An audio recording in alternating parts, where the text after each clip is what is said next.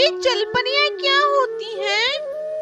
तुम्हें इसके बारे में कहाँ से पता लगा? आज स्कूल में मेरे दोस्त नन्ही जलपरी की बात कर रहे थे। ठीक है, मैं तुम्हें नन्ही जलपरी की कहानी सुनाती हूँ। एक समय की बात है, एक समुद्र के नीचे महल था, जहाँ एक राजा अपनी 5 बेटियों के साथ रहता था। किसी को समुद्र से ऊपर जाने की इजाजत नहीं थी जब तक वो 15 साल की ना हो जाए। राजा की सबसे छोटी बेटी बहुत सुंदर जलपरी थी, जिसका नाम आलिया था। वह समुद्र के ऊपर जाना चाहती थी।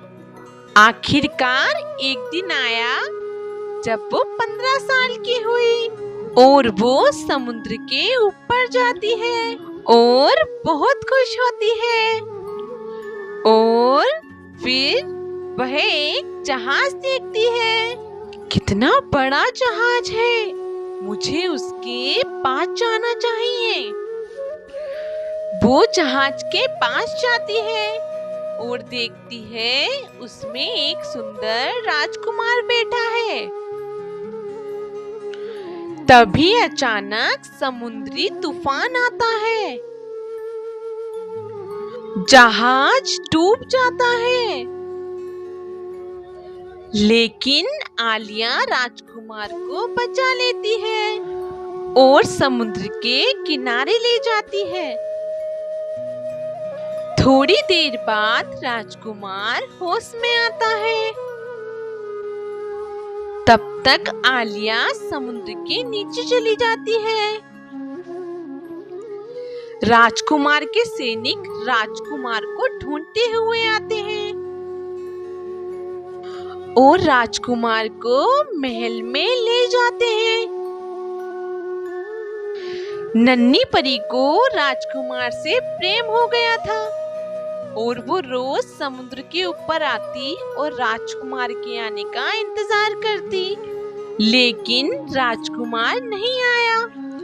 आलिया राजकुमार को ढूंढने के लिए धरती पर जाना चाहती थी, लेकिन वो एक जलपरी थी, समुद्र से बाहर नहीं जा सकती थी।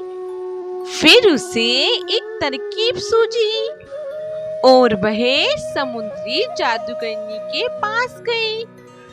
मुझे इंसान बनना है। लेकिन क्यों? मुझे राजकुमार से प्रेम हो गया है। ओह, तो ये बात है। लेकिन इसके बदले में तुम्हें मुझे अपनी आवाज देनी होगी। आलिया मान जाती है। जादूगरनी उसके ऊपर जादू करती है और उसे इंसान बना देती है। जलपरी बेहोश हो जाती है, लेकिन जब उसे होश आता है तो वो राजकुमार के सामने होती है। राजकुमार उससे पूछता है, तुम कौन हो? लेकिन आलिया की आवाज जा चुकी थी। राजकुमार अब आलिया को अपने महल में अपने साथ रखता, एक अच्छे दोस्त की तरह।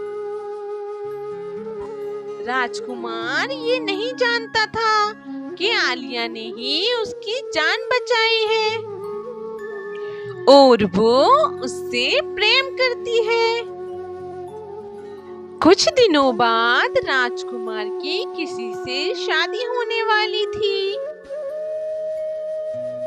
अब ना तो नन्ही परी समुद्र में जा सकती थी और ना ही राजकुमार के साथ रह सकती थी। उसने समुद्र में कूदने का फैसला किया। जब वे समुद्र में कूदती है तो समुद्र में नीचे जाने की बजाय वो आसमान में उड़ने लगती है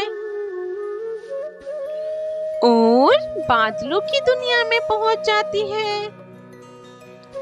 बादलों की बासी उसका स्वागत करते हैं। काश नन्ही जलपरी की शादी राजकुमार से हो जाती।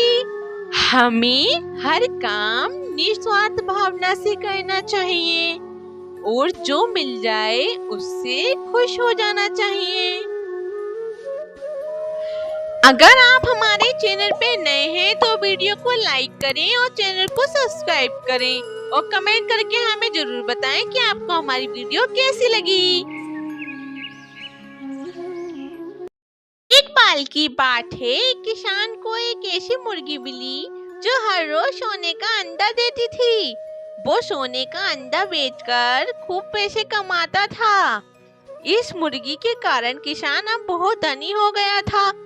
अब उसकी जिंदगी बहुत खुशहाल थी। उसके परिवार की सारी जरूरतें पूरी हो रही थीं। धीरे धीरे वो किसान नजदीक के सभी गांव में सबसे अमीर आदमी बन गया था।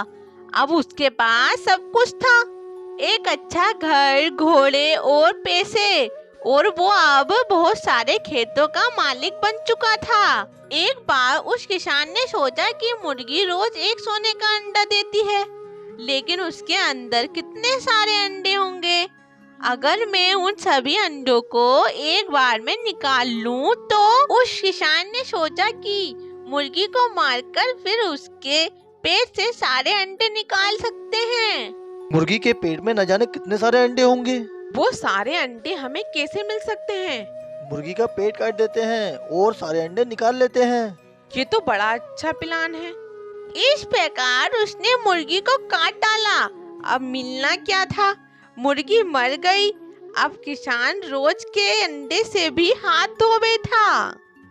तो बच्चों, इस कहानी से हमें क्या सीख मिलती है? तो बच्चों, इस कहानी से हमें ये सीख मिलती है कि लालच बुरी बला है। जादुई मुर्गी और 3 भूत। बहुत समय पहले की बात है।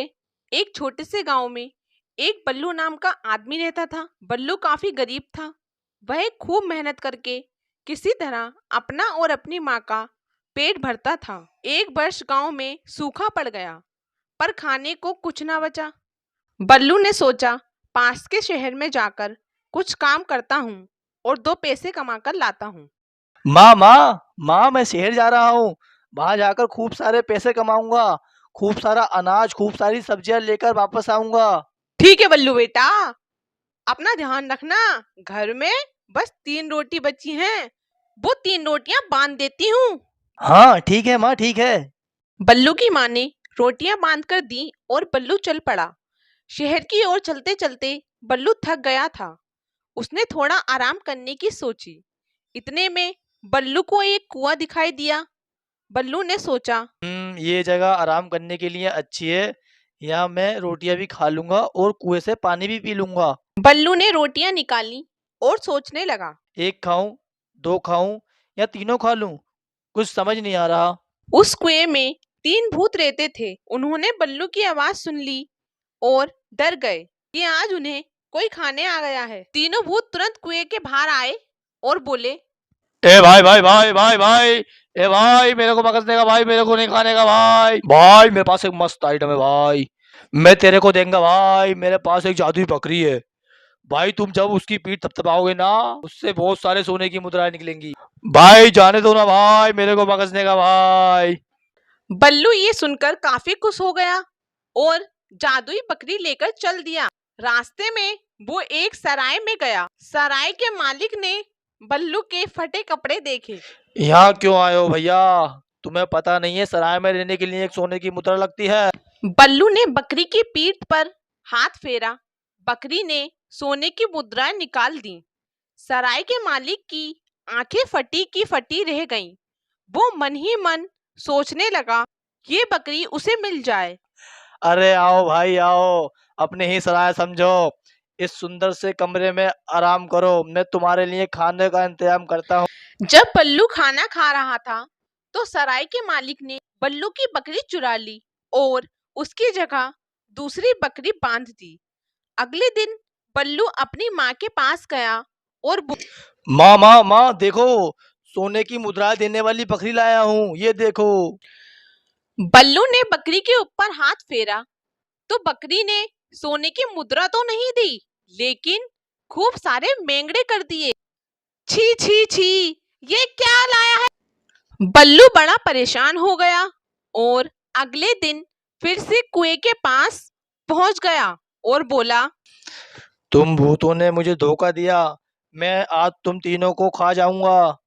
ए भाई भाई भाई, क्या करने का भाई, अपन तेरे को बकरी दिए ला भाई, और टेंशन नहीं लेने का भाई, अपन तेरे लिए एक सोने के अंडा देने वाली मुर्गी देने का। बल्लू ये सुनकर खुश हो गया और मुर्गी लेकर चल दिया।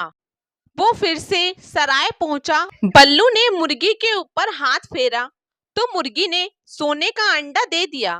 आज सराय के मालिक ने चुपके से मुर्गी बदल दी।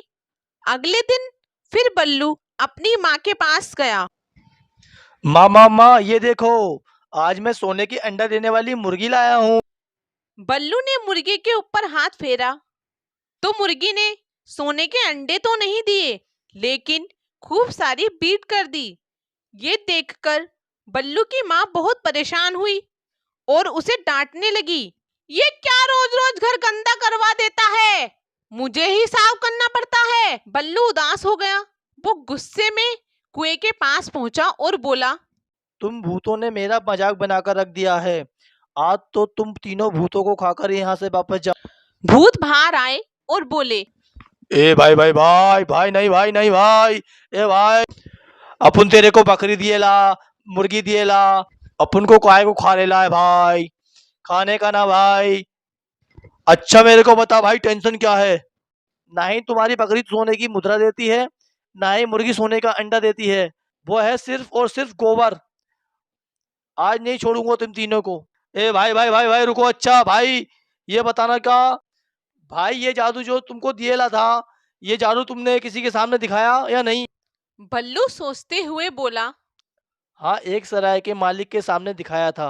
ओ, ये टेंशन है भाई, भाई टेंशन नहीं लेने का, अपन बताएगा ना भाई। इसका मतलब क्या है, तुम्हारी बकरी और मुर्गी सराय वाले ने चोरी कर ली भाई। भाई आज अपन तुमको ना एक जादुई डंडा देगा, मालिक के सामने जाकर पूछने का, तब तक पीटेगा तब तक वो सच नहीं बोलेगा। भाई ये डंडा लेके जाने का, ये क्या? बल्लू डंडा लेके सराय के मालिक के पास गया और उससे पूछा, ने मेरी बकरी और मुर्गी चोरी की है? नहीं नहीं नहीं बल्लू भाई, कैसी बात कर रहे हो? बस फिर क्या था, जादुई डंडा पल्लू के हाथ से निकला और सराय के मालिक की खूब पिटाई करने लगा। मर गया, मर गया, बचाओ बचाओ रे बचाओ, अरे मार डाला रे, अरे अरे बल्लू भाई, बल्लू भाई, इस डंडे को रोको ना भाई, अरे मार दे रे। ये डंडा तब तक नहीं रुकेगा जब तक तुम सच नहीं बोलोगे। बताता हूँ, मैंने ही तुम्हारी बकरी और मुर्गी चोरी की है, इस डंडे को रोक लो, इस डंडे को रोक लो, मैं तुम्हें वापस दे दूंगा सब कुछ, सब वापस दे दूंगा। हाँ हाँ, अरे भाई रुक भाई, तू रुक रुक। सराय के मालिक की बात सुनकर डंडा रुक गया और सराय के मालिक की जान में जान आ गई। वो मुर्गी और बकरी को अपने घर ले गया और वो धनी हो गया और वो अपनी माँ के साथ खुशी खुशी रहने लगा। तो बच्चों, इस कहानी से हमें ये शिक्षा मिलती है कि हमें हमेशा सच बोलना चाहिए और चोरी नहीं करनी चाहिए। अगर आप हमारे चैनल पर नए हैं तो हमारी वीडियो को लाइक करें और चैनल को सब्सक्राइब करें और कमेंट करके हमें बताएं आपको हमारी वीडियो कैसी लगी।